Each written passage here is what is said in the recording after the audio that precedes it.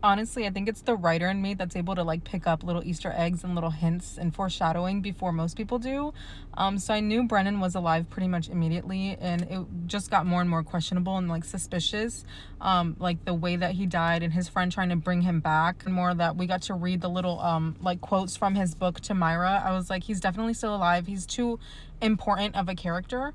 And then I questioned if he was like on the other side of this. The more and more that we got to know him, like in his little quotes from the book, because he's too nice and too good of a person to have possibly known about things that were happening and not done anything about them.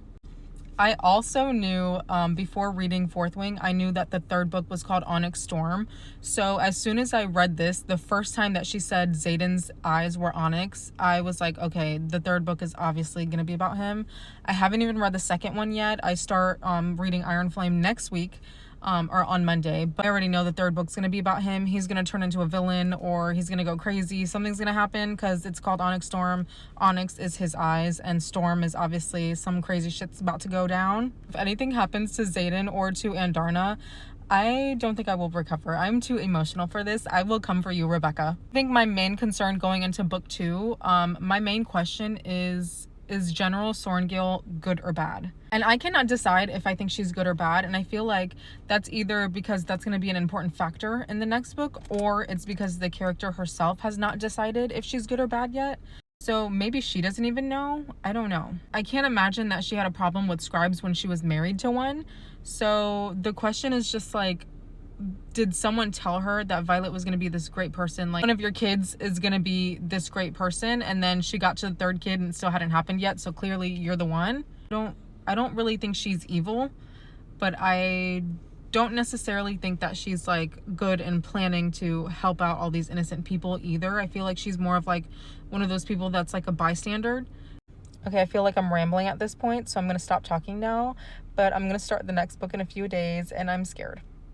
Sorry, I thought I was done talking, but I'm not. So I just want to say that my theories for this next book, I think that now we know, I think it's on, Andarna doesn't have the power to like slow down time for Violet anymore. So what does that mean? She's gonna get some type of power from Andarna now, just like she gets it from Taryn. So what is that gonna be? I'm hoping maybe it's like a mending power. So whatever Xaden's gonna go through in this third book later on, maybe Violet will be able to fix it. Or like they thought that resurrection wasn't possible, but maybe it is possible, and he's gonna have to end up dying and she'll be able to resurrect him. That better happen if he dies. He better not die, period. There better not be a period there. There better be a ... and then he comes back to life.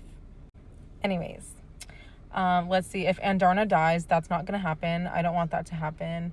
I feel like one of them is gonna die though. Oh, I should have known that Liam was gonna die. That was like, it wasn't obvious, but I feel like, so most, coming from like a writer's point of view, they'll never kill off like the favorite guy or like the main guy character most of the time.